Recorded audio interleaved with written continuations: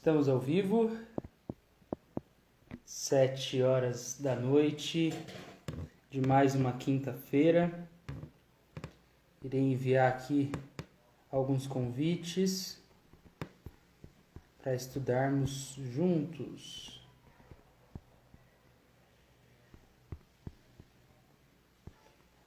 E aí, se vocês também puderem fazer isso, nos auxiliam. Eu, papai, que fica na terça, meu pai, a divulgar o trabalho. Eu utilizo desses minutos iniciais, como eu sempre digo, para esperar a galera que for recebendo o convite, se ajeitar e entrar. E a gente já faz a prece e começa. Eu saúdo aqui Palestras Davi, sempre marcando presença. Como você está, papai?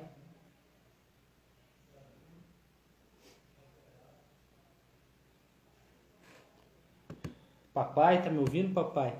Você talvez esteja me ouvindo aí da cozinha.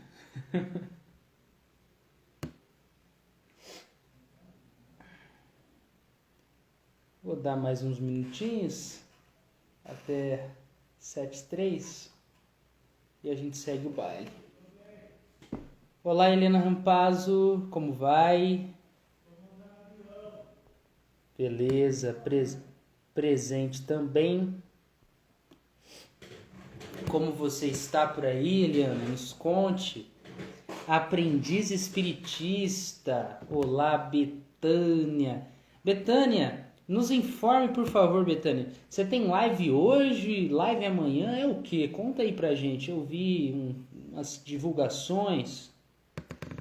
Também dou um olá aqui pra Manu. Oi, Manu. Como é que você está? Também olá pra Keila Tancheli. E para Gil Tenório. Olá, olá. Perfeito. Beleza, gente. Estou só esperando mais alguns segundinhos e a gente já faz a prece de abertura. Olá também para Fábio Jesus. Obrigado, pai, por ter mandado os aviãozinhos. Peço também para que a galera que está entrando, se conhecer pessoas, quiser aí nos ajudar na divulgação, podem soltar uns coraçõezinhos apertando aqui na lateral, porque isso auxilia, pelo que eu sei, né, pelo que eu já ouvi falar, a aparecer para a galera que não conhece ainda. E também, se for possível, mandar aviãozinho para as pessoas específicas. Tá bom?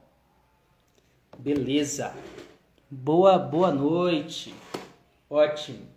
Então a Betânia aqui também estava respondendo a minha questão. Ela tem uma live às 8 horas pelo Movimente Espírita, né? Tem trabalho aí para todo mundo, live para todo mundo. Olá também para Amigos de Luz, que esteve presente aqui conosco em uma das terças-feiras. Perfeito. Então enquanto vocês vão interagindo, eu irei aqui fazer a nossa prece. Ô Manu, que pena que não tem coraçãozinho aí pelo PC, mas tudo bem, faz parte. O bom é que você está aqui com a gente. Então, vamos lá. Vamos acelerando nossos corações. Agradecendo pela oportunidade de estarmos aqui hoje reunidos. Em nome de Jesus, com esse pensamento voltado ao bem, em prol do aprendizado e da coerência moral, que busquemos extrair do artigo de hoje, dos nossos diálogos, ensinamentos para a nossa vida, reconhecimento do que é válido em nossos comportamentos e o que não mais concerne com quem desejamos ser. Desse modo, iniciamos mais um estudo com a bênção de Deus, nosso Pai. Top, top. Boa noite. Vou fazer interação aqui, falar quem as pessoas que estão conosco, que a gente já começa com força. Olá para Palestras Davi, meu papai.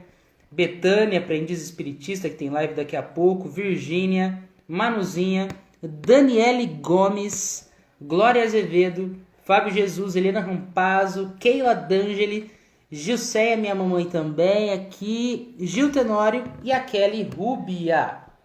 Gente, muito obrigado por estarem aqui presentes conosco e vamos para o nosso artigo. O nosso artigo, ele está presente no volume de junho de 1858, tá bom? Da Revista Espírita. Ele tem o título Confissões de Luís XI e o subtítulo é Extrato da Vida de Luís XI, ditada por ele mesmo a senhorita Hermance Dufour. Para a gente se situar, nós já estudamos 2 artigos sobre a vida de Luís XI. 2 artigos sobre a vida dele. Então, o que a gente vai estar aqui estudando hoje é uma continuação de uma história. Mas, quando eu falo continuação de uma história, é uma história que está sendo contada não em ordem cronológica. Então, ele vai e pega um fato ali, ele vai e pega outro fato da vida dele e vai contando pra gente, beleza? Ele já contou uma grande artimanha de guerra e tudo mais, que creditou a ele bastante fama ali no século XV, se não me falha a memória, confiro daqui a pouquinho para vocês. Do mesmo modo que também ele conta o dia em que ele morreu, né? E aí ele conta os detalhes do que veio acontecer. Aqui nós iremos conversar sobre o envenenamento do Duque de Guienne. Para situar vocês, o que está acontecendo? Tem uma médium ali que está psicografando e esse Luís XI ele está ditando passagens de sua vida. Beleza? Aqui a gente vai estudar sobre uma das passagens da vida dele. Já adianto para vocês que, para vocês aí que curtem história medieval, para vocês que são fãs aí, por exemplo, de séries como Game of Thrones, né, Guerra dos Tronos, né, o Jogo dos Tronos, vocês vão aí falar, nossa, Davi, parece que eu tô vendo um episódio dessa série, parece que eu tô lendo um livro de história medieval cheia de tramas políticas. Exatamente. Esse artigo, ele é basicamente isso. A gente vai ver toda aí a trama envolvendo o envenenamento de um duque, que nesta encarnação aí estava como irmão do rei, o rei Luís XI, tá? Então quem está ditando essa lição pra gente, essa história, foi aí o espírito que animou o rei Luís XI em uma das encarnações. Ok? Vocês estão comigo, estão presentes, estão conseguindo entender o que a gente vai estudar hoje? Certo? Deem um ok aí fazendo um favor para mim, ou Davi. Não entendi nada, fale novamente e eu ajudarei, tá bom? Ok. O nosso título aqui, na verdade, é o título dessa história, né, não do artigo exatamente, é Envenenamento do Duque de Guienne. Então hoje a gente vai falar sobre o envenenamento desse duque. Guienne, para quem ainda, mas o que é isso? Nunca ouvi falar de Guienne. Guienne ou Guiena, né? Guienne ou Guiena foi uma antiga província da França, beleza? Não confundam com Guiana Francesa, que é outra coisa. Guiana Francesa está aqui na América do Sul, é uma extensão do território francês. Aqui a gente não está falando de Guiana Francesa. Aqui a gente está falando de uma antiga província chamada Guienne. Beleza? Fechou então. Recebi aí o joinha da Eliana, da Emanuele, então suponho que vocês estejam comigo. Fiquem à vontade para comentar dúvidas, apontamentos, reflexões. Vamos lá, agora a gente entra de cara com a história. Em seguida, ocupei-me da Guienne, da província que eu acabei de relatar aqui para vocês. Odete de Aides, senhor de Lescun, que se havia indisposto comigo, fazia os preparativos da guerra com uma atividade impressionante. Então, tinha um senhor de uma determinada região lá, Lescun, e esse senhor não era um cara muito fã do Luís XI. Por isso que, conforme eu for lendo, vocês vão percebendo que ele está falando eu, comigo. Porque é ele contando, né? O Luís XI, né? O espírito que animou o Luís XI contando essa história. Ele está falando, tinha um cara, senhor de Lescun, Odete de Aides, que não gostava muito de mim. E eles estavam ali no momento de guerra, né? Preparando para a guerra. Era com muita dificuldade que alimentava o ardor belicoso, o ardor de guerra do meu irmão, o Duque de Guienne. Então aqui já tivemos duas pessoas apresentadas. Eu vou fazendo sempre esse movimento, porque vocês vão ver que vai somar vários nomes aqui. E eu, para entender isso aqui, me perdi um pouco. Então eu vou buscar facilitar ao máximo para vocês. Quando a gente pega Odete de Aides, é o senhor de Lescun, o cara que estava fazendo os preparativos da guerra. Agora apareceu um cara que está aliado ao senhor de Lescun, que é o Duque de Guienne. Esse Duque de Guienne, ele era irmão de Luís XI, o rei naquela época. O rei da França naquela época. Tinha de combater um adversário temível no espírito de meu irmão, a senhora de Tours, amante de Carlos, Duque de Guienne. Então aqui somou mais uma pessoa. Nossa, Davi, o primeiro parágrafo é muito difícil. Calma. Aqui a gente soma mais uma pessoa na história que está como amante de Carlos, o Duque de Guienne. Carlos, o irmão de Luís XI. Então, primeiro parágrafo, resumão. Esse senhor de Lescun, uma região ali, não era muito fã do rei. Estava mais próximo do irmão do rei, o Duque de Guienne, de nome Carlos. E o Duque de Guienne, de nome Carlos, tinha um caso com uma senhora, a senhora de Tours, uma outra região, certo? E aí, essa senhora de Tours, ela era contrária à guerra, por motivos que vocês perceberão logo mais, tá bom? Então, esse é o nosso contexto. Essa mulher nada procurava, a não ser tirar vantagem do domínio que exercia sobre o Duque de Guienne, com o objetivo de dissuadi-lo da guerra, de tirá-lo do caminho, né, da guerra. Não ignorando, ou seja, sabendo que esse conflito, essa guerra, tinha por fim o casamento do amante. Ou seja, por que a moça aqui, a senhora de Tours, queria tirar o Duque de Guienne da guerra? Porque essa guerra estava sendo feita para arranjar um casamento ao seu amante. E ele falou, cara, não, ela falou, né? Não.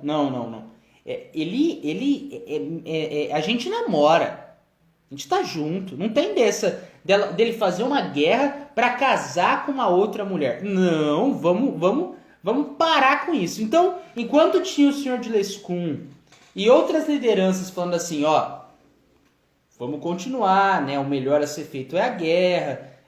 Vamos invadir ali, vamos atacar ali.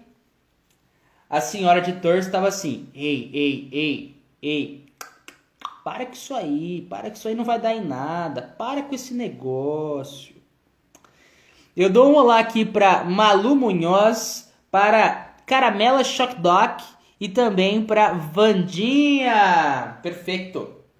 Vamos continuar. Aqui, como vocês perceberam, Aldenice Lacerda também conosco, a gente está percebendo aqui que é uma trama política de grandes proporções, certo? Tem guerra envolvida, tem amante envolvida, tem interesses políticos em jogo. Vamos lá. Então, os seus inimigos secretos tinham afetado louvar em sua presença a beleza e as brilhantes qualidades da noiva. O que isso quer dizer? A galera que também estava interessada em tirar o Luís XI da guerra, que essa guerra, como eu acabei de dizer para vocês, tinha o intuito de arranjar um casamento para o Duque de Guienne. Como tinha gente que não estava afim de que isso acontecesse, assim como a Senhora de Tours, os inimigos, quando estavam na presença da Senhora de Tours, falavam: nossa, essa noiva é tão fantástica, essa noiva ela é tão incrível, ela é tão o suprassumo do universo, que aquilo começava a dar aquele comichão. Nossa, começava a incomodar a Senhora de Tours. E aquilo só alimentava na Senhora de Tours a vontade e fazia com que ela ficasse ali maquinando práticas para retirar o seu amante, o Duque de Guienne, da guerra. Tudo porque queria mantê-lo do lado dela. Beleza? Olá aqui também para o Wilton Martins. Olá, querido. Obrigado pelos comentários. Ok. Isso foi o bastante para convencê-la de que sua desgraça seria certa se aquela princesa desposasse o Duque de Guienne. Então, a galera ali que estava funcionando como isqueirinho, já ouviram essa expressão? A galera que fica atiçando. Então, esses inimigos secretos do Duque de Guienne, que ficavam ali atiçando a Senhora de Tours, foram suficientes para que ela continuasse nos seus comportamentos de dissuadir o Duque da guerra. Certa da paixão de meu irmão, né, então, enquanto ela percebeu, nossa, cara, ela começou a pensar, ele está apaixonadíssimo. Eu tenho que fazer alguma coisa que tire ele desse apaixonamento, que traga ele para mais perto de mim. Então, ela recorre às lágrimas, às preces e a todas as extravagâncias de uma pessoa perdida em semelhante situação. Então, ela faz de tudo para ganhar a atenção novamente do Duque de Guienne e dissuadi-lo da guerra. O frágil Carlos, o nome do Duque, né, cedeu. Olá para a Casa de Amparo Chico Xavier, obrigado aí, tô vendo vários coraçõezinhos subindo, agradeço muito.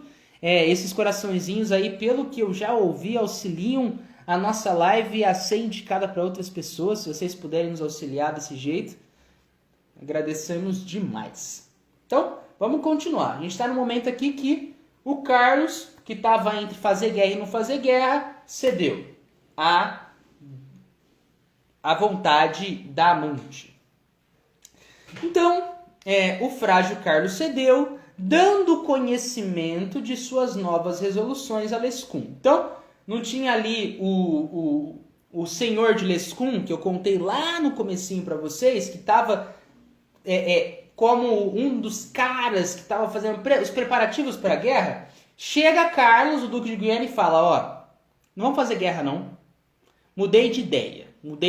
Para com essas armas aí, desce tudo. Eu tô bem do jeito que eu tô, já tô com a minha namorada aqui do meu lado, pá. E aí o senhor de Lescun faz o quê? Olha o babado. Para você que aí curte um babado, olha o que aconteceu. O senhor de Lescun, que estava nessa parte dos preparativos da guerra, escutou, né? O Duque de Guienne falando, para com tudo, não vai ter mais guerra. O que o senhor de Lescun fez? Foi lá no Duque da Bretanha, né? Outra liderança aí falou assim, o Carlos tá com uma pira errada. O Carlos tá com uma pira de que a gente precisa parar de fazer guerra. E aí, como é que a gente faz? Ele não só avisa o Duque da Bretanha, como também avisa outros interessados. Então, ele botou a boca no trombone, né, para utilizar um ditado popular. Olá para Duda Vidal Rocha, presente aqui conosco também. Então, a galera, ficando sabendo daquilo, se alarmou. Nossa, se alarmou. Começaram a mandar representações ao Duque de Guiene, né? Enquanto a gente manda um WhatsApp, eles mandavam pessoas ali para bater um papo. E aí mandaram a galera para trás do Duque de Guiene e falou assim, cara, como assim não fazer mais guerra? Tava tudo certinho. Que pira errada é essa? Né? Galera ali defendendo a guerra no momento. E o que se dá?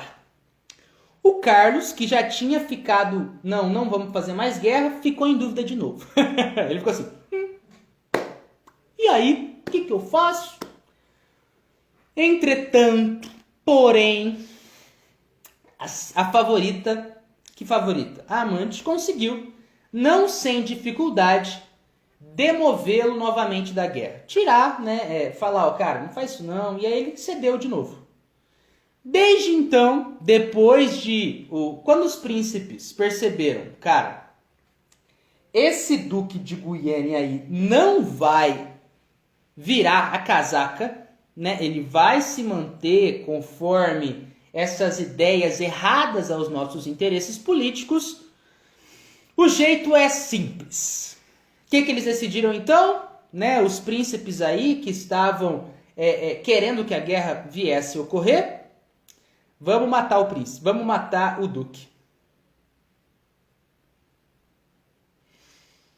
Na verdade, aqui ainda não foi decidido matar o duque. Na verdade, o que foi decidido aqui foi matar a favorita, foi matar a amante. Eu dei um spoiler grande, porque eles vão decidir matar o duque também mais pra frente. Foi mal, gente, foi mal. Mas, nesse momento, eles falam assim, né? Entretanto, a favorita conseguiu demovê-lo da guerra novamente. Desde então, a sua morte, a morte da favorita, foi decidida por todos os príncipes. Falaram, cara, vamos tirar essa favorita da jogada aí, que ela tá atrapalhando nossos planos. Fala sério, não parece novela medieval? Então, muito novela medieval. Temendo que meu irmão de quem? O irmão do Luís XI que está contando a história. Temendo que meu irmão viesse atribuí-la a Lescun, a região do outro senhor lá, cuja antipatia pela senhora de Tours lhe era conhecida, resolveram conquistar Jean Faure do Verseau, um monge beneditino. Então, vamos lá que agora a gente soma mais pontos aqui. A galera ali, os príncipes, estavam temendo que essa senhora, a senhora de Tours, a favorita do Duque de Guiene, fosse alocada, fosse posta numa posição política lá em Lescun. E a galera ali de Lescun, né? Aqui, na verdade, é citado que galera não curtia muito ela lá. Galera não era muito fã das ideias dessa favorita. Então, como não tinham uma simpatia muito grande por ela e temendo que isso acontecesse, falavam, cara, a gente tem que dar fim nessa favorita, nessa amante do Guiene, né, do Duque de Guiene, rápido. E a gente tem que fazer isso sem levantar suspeita. Porque senão o bicho vai comer solto pro nosso lado. O que eles fizeram então? Eles foram atrás de um monge. Gente, esse monge, cara, vocês, por favor, se for possível, acompanhem essa história até o final, que vocês vão ver o que esse monge vai arrumar. Então, galera vai atrás do monge, desse monge chamado Jean Faure. E esse monge, ele era confessor do Duque de Guiene, então era um cara próximo do Duque, e ele era abade, né? Era uma representação religiosa ali de Saint-Jean d'Angely, certo? Esse monge, vocês vão ver que ele vai arrumar. Esse homem, ele era um dos partidários mais entusiastas, então ele era um cara que jogava o tapete vermelho para a senhora de Tours passar. E ninguém ignorava o ódio que votava a Lescun, cuja influência política invejava. Então, eles pensaram assim, cara, vamos tentar seduzir o monge, porque ele pode ajudar a gente a concluir nosso plano. Então os príncipes ali que queriam dar fim à favorita, a senhora de Thurs, pensaram, ó, esse monge pode ser uma mão na roda pra gente. O único problema é que esse monge, ele é um cara muito entusiasta. Ele é um cara que joga o tapete vermelho pra senhora de Thurs. E ainda mais, ele não gosta de Lescun. Né? Ele não é muito fã ali do senhor de Lescun. E o senhor de Lescun tá do nosso lado. Então, a gente tem essa questão aí. O que a gente faz? Né? E aí, não era provável que meu irmão lhe atribuísse jamais a morte de sua amante. Ou seja, se os príncipes conseguissem recrutar o monge para fazer acontecer a atrocidade aqui, o assassinato, desse modo eles evitariam levantar suspeitas. Porque era um cara próximo, era um cara ali que via que tinha algum tipo de afeição pela senhora de Thurs. Então, como assim um cara que parece gostar dela vai fazer um negócio desse? Né? Então, os príncipes pensaram, cara, esse monge é o canal, Antes de nós avançarmos, dou aqui o agradecimento para a Betânia que está com a gente, Virgínia, Elizabeth que entrou, Manu, Fábio que está aí grudadinho no celular, Aldenice, Eliana, a Cida, oi Cida, mamãe que está presente também, a Kelly e Almira Neus. Ótimo, top demais. Vamos avançar. Para você que está entrando agora, a gente está estudando um artigo que é uma história, né? Mas não é uma história ficcional, pelo menos é o que nos apresenta esses dados, com várias correspondências com a realidade, de um espírito que animou um dos reis da França, contando um acontecimento que é muito novela medieval de uma galera tramando um envenenamento.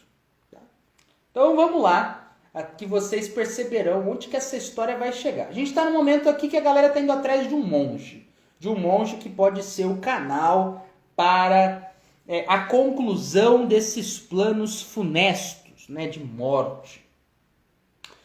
Então, o que se dá é o seguinte. Não era provável que meu irmão, o Duque de Guyenne, atribuísse ao monge a morte da amante de Carlos. Pois aquele sacerdote era um dos favoritos em que mais confiança ele depositava. Era o braço direito ali dele no quesito religioso. Uma vez que apenas a sede das grandezas o ligava à favorita, deixou-se corromper facilmente. Ou seja, chegou um momento aqui que a gente percebe o que ligava o monge a favorita, a senhora de Thurs, né, a jogar o tapete vermelho, a bater palma quando ela passava, era na verdade a sede, a ambição de ter mais poder. Então, ele ficava se aproximando dessa senhora porque desse jeito ele supunha que ele ia adquirir mais poder. Não era porque, nossa, eu gosto de você, mas era porque estando perto de você eu vou ter mais poder, eu vou ter mais grana. Então a gente percebe aí uma coisa que é bem problemática. E a gente não pode deixar de dizer a importância da gente buscar, estar com amizades de verdade, confiáveis, buscar realmente analisar com quem estou andando, Então aqui a gente tem essa situação de um cara que só estava perto da senhora de Thurs por causa de poder. Há muito tempo que eu via tentando seduzir o abade, seduzir o monge, mas ele sempre repelia minhas ofertas. Então o que eu estou dizendo aqui para vocês agora? O Carlos, que estava aí todo nesse processo, aliado à favorita, aliado a essa amante, tinha saído da guerra, porque a amante não queria que a guerra acontecesse, e agora a galera está fazendo ali seus planos para promover a morte dessa mulher. O que acontece? Um cara que também estava querendo muito seduzir o monge, que é um canal aqui, foi um canal para promoção da morte dessa favorita, o Luís XI, o rei, ele também queria, em determinado momento, seduzir esse monge pro lado dele. Como assim, Davi? Não é porque o Duque de Guienne era irmão do... Como fala? Era irmão do Luís XI, que era um negócio tipo mar de rosa. Não, cara. Pode ser irmão, pode ser primo, pode ser pai, mãe. Trama política pra tudo quanto é lado aqui. Galera falando, cara, não importa se você é meu irmão. Eu quero ter mais poder, eu quero conseguir controlar melhor, eu quero ver se eu não vou ser traído. Então, seja o que for necessário ser feito, eu farei. Então, o Luís XI também queria seduzir esse monge. Então, esse monge, ele era um cara muito cotado. Era um cara que todo mundo queria ter do lado, né? Porque ele tinha uma posição estratégica ali dentro, certo? Olá também para a amiga espírita que entrou. Dani, olá Dani, beleza? Então tá. Então vamos seguindo. Então, compreendeu facilmente a delicada posição em que se meteria. Então aqui agora a gente está falando sobre o monge. O monge, ele compreendeu com facilidade a posição que ele estava se metendo ali, caso ele fosse prestar os serviços aos príncipes, àqueles que queriam a morte da favorita. Então ele chega lá e fala, né? Cara, eu tô numa sinuca de bico aqui, hein? É uma situação um pouco perigosa, né? Porque eu vou estar envenenando uma pessoa aqui bem importante. E o monge fica ali coçando a barba dele. Sabia que nada lhes custava desembaraçar-se de um cúmplice. Então ele já pensou, cara, é até fácil para esses príncipes que estão me contratando sumir comigo se eles acharem necessário. Então é tipo, você paga ali para alguém fazer o serviço sujo e depois para a pessoa não ser encontrada, não fazer um link com os contratantes, fala, vamos sumir com essa pessoa. Então, o que aconteceu aqui? Ele falou, cara, é facinho eles sumirem comigo. Então o monge já estava percebendo que, mano, negócio tenso, o que vai acontecer? O que eu faço? Por outro lado, conhecia a inconstância de meu irmão, a inconstância do Duque de Guienne, e temia tornar-se sua vítima. Então ele pensou assim, cara, se eu não rodar na mão dos que me contrataram, que vão tentar sumir comigo, eu posso rodar na mão do Duque de Guienne, que embora pode não suspeitar de mim, ele tem as suas inconstâncias, ele tem as suas instabilidades, então ele pode fazer coisas nem tão legais comigo. Meu Deus, exatamente. Então, o que o monge pensou? Aqui o negócio começa a ficar denso. O monge, para conciliar a sua segurança com os seus interesses, determinou-se por sacrificar o seu jovem senhor. Pera, Davi, não entendi. Me explica melhor.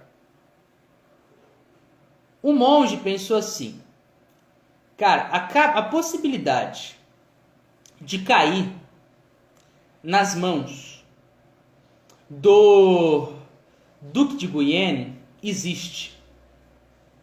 Assim como existe a possibilidade de eu cair nas mãos dos príncipes. Para evitar que eu caia na mão do Duque de Guienne ao envenenar a sua amante, eu irei também eliminar o Duque de Guienne. Mano, você deve estar assim agora. Davi, pera, você está dizendo que o cara pensou, para me safar eu vou matar mais um, é isso? Exato.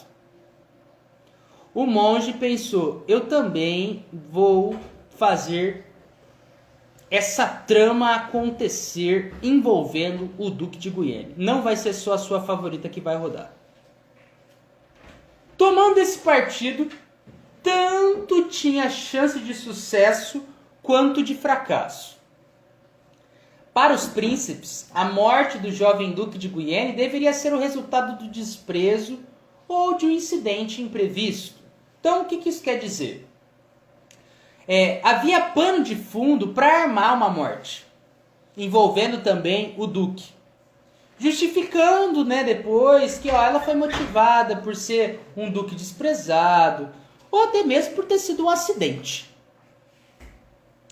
Mesmo que fosse imputada, mesmo que a culpa fosse posta sobre o duque da Bretanha, que a gente já citou lá no começo do nosso artigo, e aos seus comparsas, aos outros príncipes, a morte da favorita passaria, por assim dizer, despercebida, pois que ninguém teria descoberto os motivos que lhe conferiam uma importância real do ponto de vista político. Então tem um ponto aqui que é assim, embora algumas pessoas conhecessem a influência que essa favorita tinha sobre o Duque de Guienne, o que acontece? Como poucas pessoas sabiam, eles pensaram, se isso acontecer com a favorita, não vai dar muito BO para além, né? Por isso que a gente precisa cuidar do círculo menor, porque do círculo maior, notícia que roda. É só mais uma moça. Mas eles sabiam que ali, na questão política, ela era uma pessoa muito importante para essa história. Antes de avançar, vocês estão comigo? Como é que tá essa história? Davi, que negócio complexo, ou tá dando para entender? Me informem, por favorzito, enquanto eu bebo uma aguinha.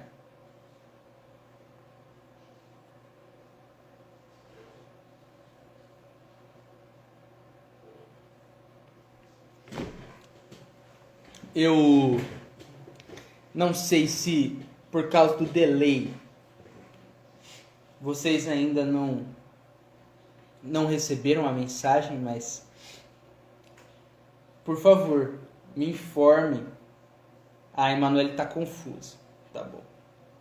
Emanuele, eu vou fazer um resumão do que a gente conversou até agora, porque realmente é uma história cheia de reviravoltas.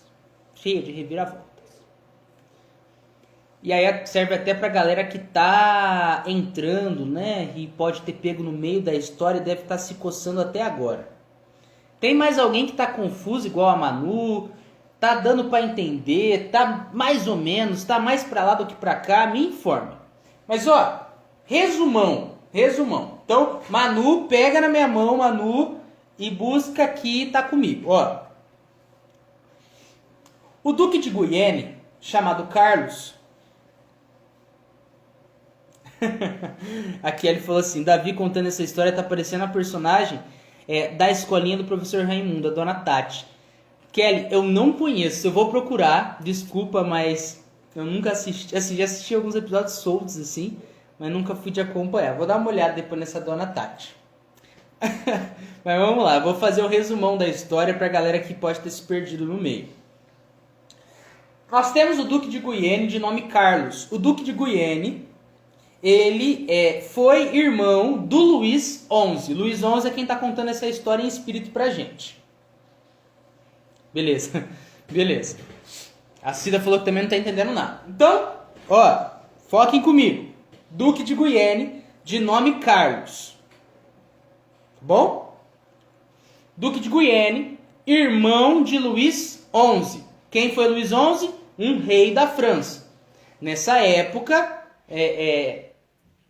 em que a história está acontecendo, digamos que a gente está lá, está tudo isso acontecendo, né? Estão pensando se vão envenenar tal pessoa, se não vão envenenar tal pessoa. Nessa época, Luís XI era o rei da França, tá bom? Ok? Beleza. O rei da França tinha como irmão o Duque de Guienne, de nome Carlos. O Duque de Guienne, de nome Carlos, ele tinha uma amante. Essa amante era a senhora de Tours. Essa amante, ela não queria que o Duque de Guienne ficasse fazendo uma guerra. Eu estava contando dessa guerra no começo da nossa história. Por que a amante não queria que o Duque de Guienne ficasse fazendo guerra? Porque essa guerra tinha o intuito de concluir um casamento para o Duque. E como o Duque já tinha um caso com a amante não queria largar do pé do Duque, e o Duque estava se apaixonando por essa outra mulher que a guerra estava sendo feita para gerar esse casamento. Davi está me dizendo então que tinha guerras no passado por causa de casamento? Exatamente. E aí a amante faz o quê? Começa a falar, né? Começa ali a dar os pitacos, falar, Duque de Guienne, Carlos, não faz guerra não. Fica comigo, eu te amo, a gente já tem tudo tão bonitinho pra gente, não precisa envolver outra pessoa nessa história. Então, o Duque de Guienne, ele é dissuadido da guerra. O que se dá então? A galera que estava afim que a guerra acontecesse, que estava afim que o Duque de Guienne continuasse nessa busca pelo casamento, ficaram assim, cara, essa mulher, essa favorita, essa senhora de Tours, essa amante do Duque de Guienne, ela está atrapalhando os nossos planos. O que a gente vai fazer então? A gente vai buscar que ela morra. Beleza? Foi isso que aconteceu. E aí, o que esses príncipes, duques, enfim, não o Duque de Guienne, o Duque de Guienne está por fora, nem sabe que tudo está acontecendo. Começaram a pensar, para a gente conseguir manipular o Duque de Guienne com mais facilidade, a favorita tem que sair da jogada. Para ela sair da jogada, o que a gente vai fazer? A gente vai atrás de um monge que é próximo dela, de uma pessoa de confiança do Duque de Guienne e da senhora de Tours. Porque se ele fizer o trabalho sujo pra gente, não vai levantar suspeita. Ponto. É isso. É isso que aconteceu até agora. O que acontece agora, nesse momento que a gente está conversando, nesse pedacinho que a gente parou, é o monge pensando, né? O monge tendo todo aquele momento dele perceber que, cara, eu me meti numa cama de gato.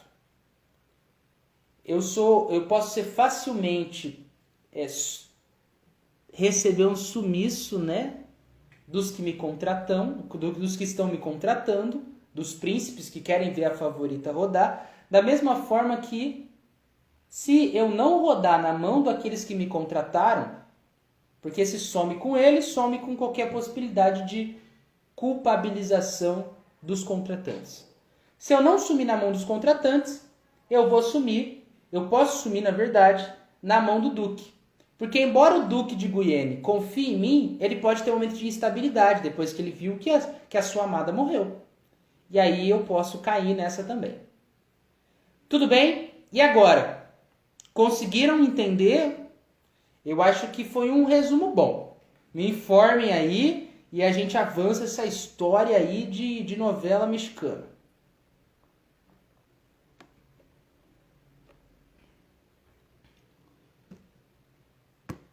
Certo? Perfeito? Peço que me informem aí pra gente seguir o baile. Então, o que vem a acontecer?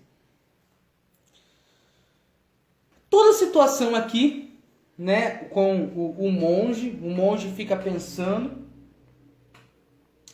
ele chega e começa a perceber, né, que os príncipes, eles tinham um alto interesse em manejar o monge. O monge era um peão muito importante para essa história.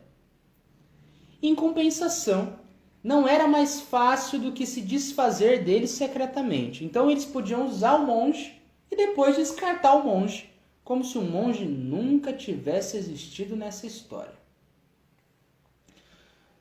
E aí, chega aqui mais uma reviravolta nessa história. Para vocês perceberem como esse monge, ele era um cara muito calculista. Esse monge é a carta coringa de toda essa história. O que o monge pensou? Porque o monge ele queria poder. Ele só estava como uma pessoa de confiança do Duque de Guienne e da Senhora de Tours, a amante do Duque, por poder. Então ele buscava, era um cara que calculava, era um cara ali que estava toda hora escrevendo, no seu, entre aspas, né? Escrevendo no seu caderninho o seu próximo passo. E aí, olha o que se dá. O abade de Saint-Jean, né, o monge, teria ainda mais chances de impunidade se estivesse com o rei. Ou seja, se ele conseguisse que o rei, o Luís XI, tivesse ao lado dele, tivesse ao lado do monge, se ele conseguisse uma aliança com o rei, ele conseguiria se safar. Aumentaria a chance de impunidade.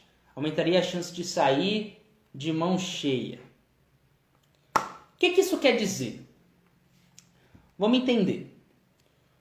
O Duque de Guienne, vocês lembram que o senhor de Lescun, que eu falei lá no comecinho, que é um dos caras envolvidos em toda essa trama de assassinato, ele não curtia muito o rei. O rei, que nesse tempo era o Luís XI. E esse senhor de Lescun e outras pessoas envolvidas, outros príncipes, eles estavam formando uma liga. Imagina a Liga da Justiça, né? Mas aqui eles estavam formando uma liga entre aí os senhores de poder. Então tinha o senhor de Lescun, tinha outras lideranças da época e o Duque de Guienne. E qual que é, gente? Para vocês perceberem como o rei, ele estava constantemente em perigo naquele tempo, né? Todo mundo queria derrubar o rei em algum momento ali, basicamente.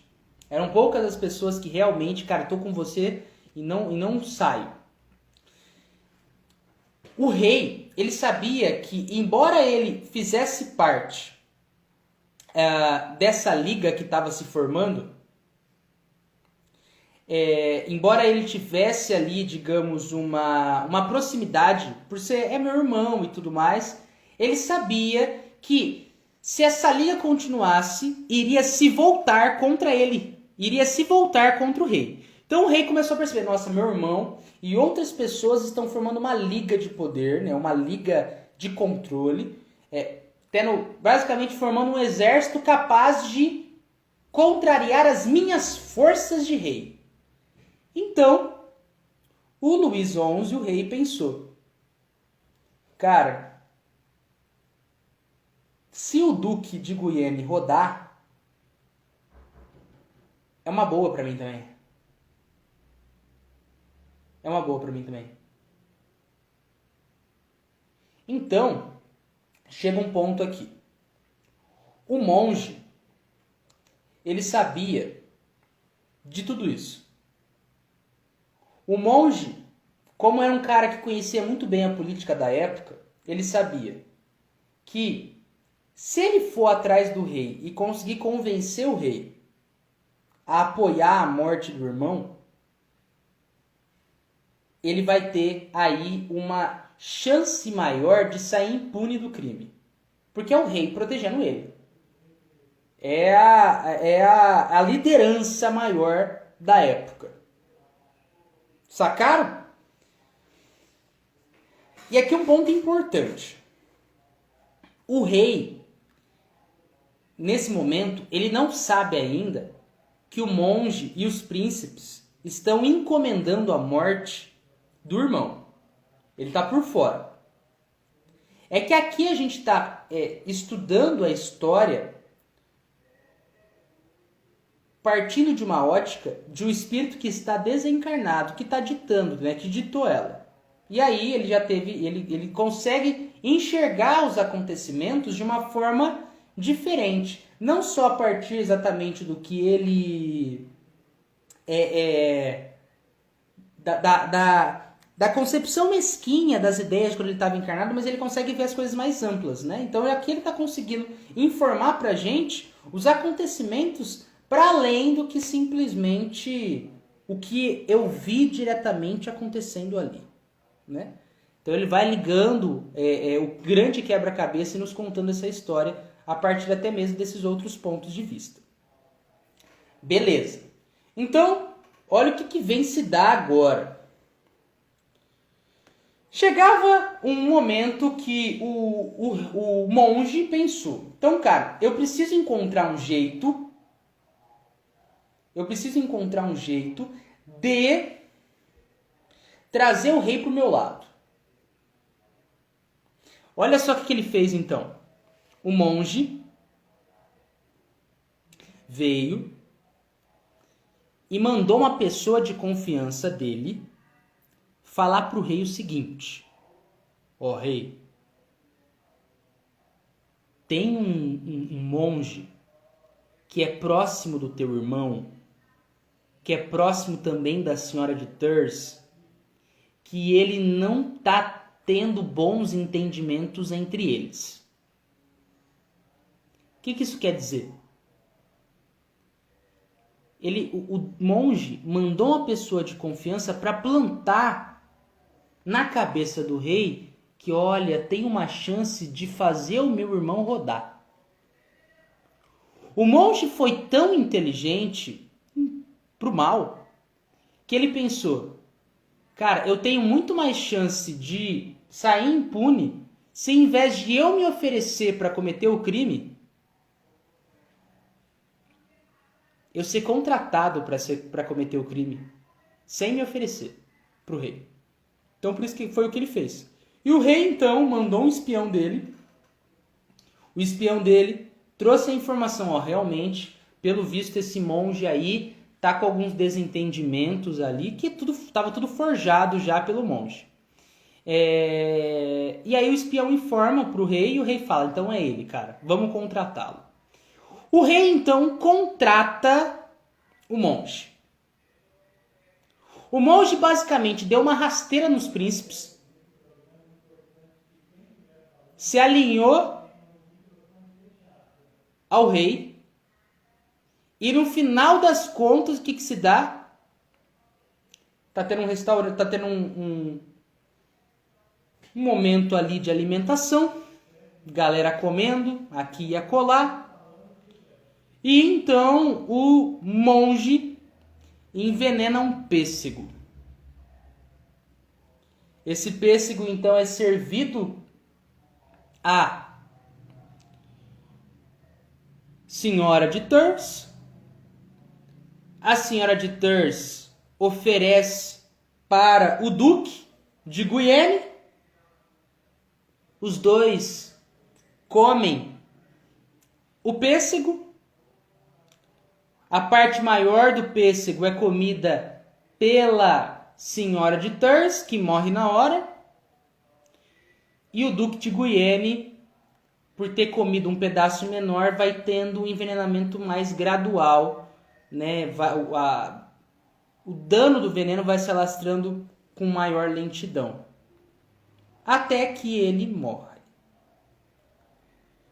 No final das contas, o monge conseguiu sair aí com o poder, aliado ao rei, passando a perna nos príncipes e crescendo nessa vida política que ele queria, né? Mas aqui vale dizer como tudo isso foi em vão, né? Uma hora ele teve que bater as botas, como todos nós um dia, e esse poder, esse dinheiro, esse glamour que ele buscava, ele não levou para o outro lado. Ao término dessa história de Luís XI, a gente tem uma observação de Kardec. Eu vou ler essa observação de Kardec, a gente comenta e finalizamos o artigo de hoje. Observação. Em nosso número precedente, lemos os interessantes detalhes fornecidos por Luís XI sobre sua morte. Esse é o terceiro artigo que é uma confissão de Luís XI, beleza?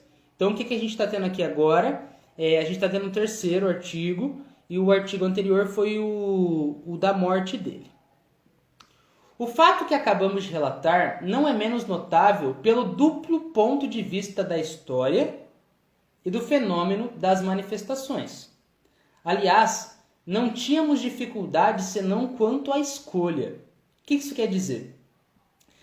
O Luís XI, o espírito, né, com o nome Luís XI, ele ditou muitas histórias sobre a sua vida, tua encarnação como rei.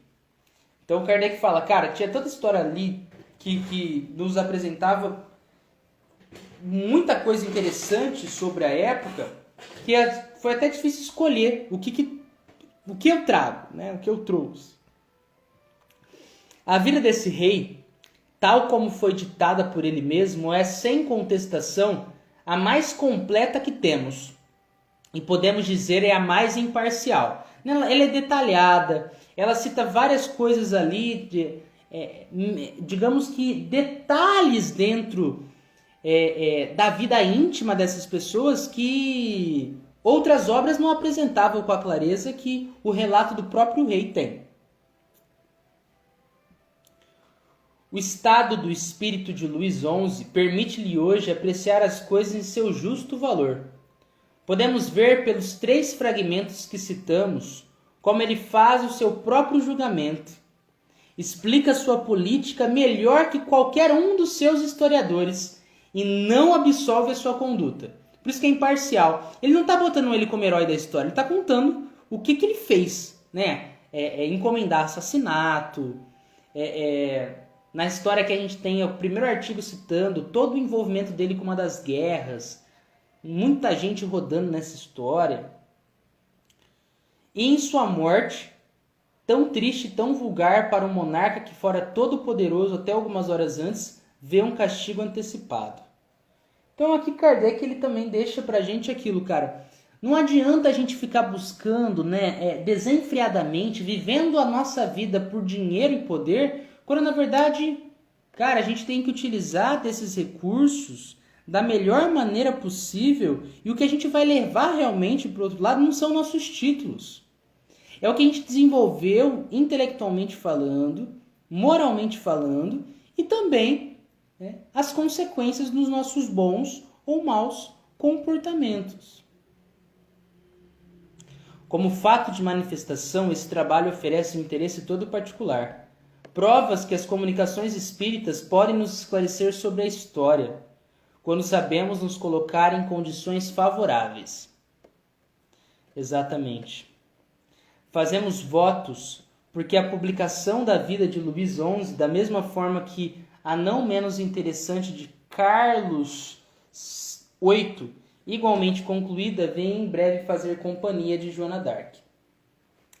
Então, Kardec está fazendo alusão nesse finalzinho de artigo que a médium, a Hermance Dufault, ela veio e psicografou um livro com essas histórias de Luís XI, da mesma forma que de Carlos VIII. E também um livro sobre histórias de Joana d'Arc. Então ele falou, cara, realmente espero que venha a ser publicado esse livro sobre a vida de Luís, da mesma forma que a não menos interessante vida de Carlos VIII, da vida de Joana d'Arc. Então Kardec está dando seus bons votos aqui, né? Então, gente, mais um artigo concluso, um artigo que ele é complexo, né? Complexo por ter muito nome, né? Muita reviravolta, mas agradeço muito as pessoas que aí se mantiveram, buscaram entender comigo, as pessoas que entraram, que deram só um oi e seguiram o baile também, aos espíritos que nos influenciaram para bem lidar com essa lição. E assim a gente vai aprendendo cada vez mais sobre tantas coisas interessantes dessa linda revista espírita. Beleza, gente? Minha gratidão a Manu, que está aqui, Glória, Eliana Rampazzo, a Cida e a Rosângela. Muito obrigado pela presença de vocês, obrigado pelos comentários, pelos coraçõezinhos, pelos aviãozinhos. E eu irei fazer a nossa prece de encerramento agora. Mas antes de fazer a nossa prece de encerramento, não sei se vocês estão sabendo, mas a Revista Espírita agora está disponível em MP3, no Spotify e no Deezer, que são aplicativos aí de música. Então você consegue ter acesso a essas nossas produções, tá? Basta acessar, vocês vão ali na descrição do nosso perfil aqui no Instagram, lá vai ter na nossa bio Linktree Estudando a Revista Espírita. Lá vocês vão ter acesso a todos os nossos canais de comunicação, incluindo esses dois, o Spotify e o Deezer.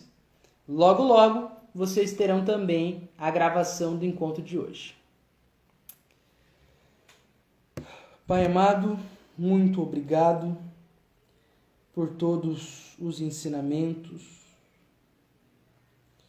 Obrigado por nos mostrar, Pai, como podemos levar a vida com mais leveza, sem a busca desenfreada por poder, simplesmente para se sentir poderoso, ou rico apenas para vangloriar-se por ter muito dinheiro. Pai amado, que essa lição nos sirva de aviso e de convite para que reflitamos o que estamos buscando em nossa vida. Se realmente estamos olhando, buscando viver com o fito, com os olhos voltados à vida futura, cientes de que a felicidade real está no cumprimento das virtudes evangélicas, das virtudes do Cristo. Muito obrigado, Pai. Galera, nossa gratidão, tá bom? Deem uma olhada no Spotify e no Deezer, eu acho que vocês vão gostar. Todos os nossos encontros, com exceção desse, que ainda vai ser lançado, já estão disponíveis. Bye, tchau, até a próxima.